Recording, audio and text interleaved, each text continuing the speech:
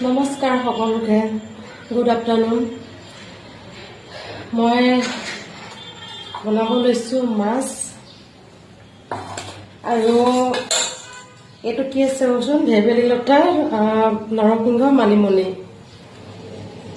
তাৰপাছতে ইয়াতে আছে জালুক আৰু জিৰা, তাৰপাছতে জালুক, জিৰা, আদা, নহৰু এইখিনি আৰু তাৰপাছতে আৰু অকণমান জাষ্ট পিঁয়াজ, অকণমান তেলত দি দিম, আলু, অকলশৰীয়া মানুহ। আপোনালোকে খালে নে নাই জনাবচোন। মই বনাইহে আছোঁ, কিমান টাইমত বা হয়, কিমান টাইমত খাম কোনো ঠিকনা নাই। ঠিক আছে, বনাই লওঁ, দেখাই আছোঁ বাৰু বনোৱাটো। আলু আৰু মছলাটো ভাজা হৈ গৈছে, তাৰপিছতে এইটো দি দিম দেই পানীটো।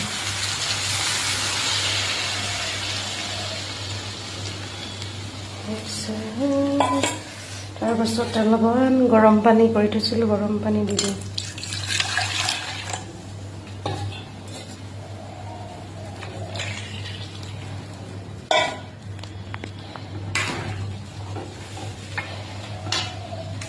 মাছটো দি দিওঁ।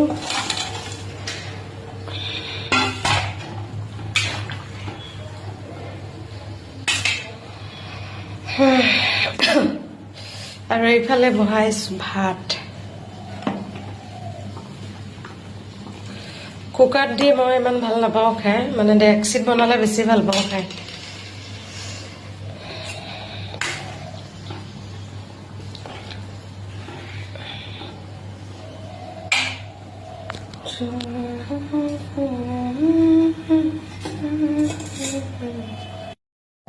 মোৰ আজি দুপৰীয়া ভাতটো কিন্তু একদম ৰেডি কৰি লৈছোঁ দেই।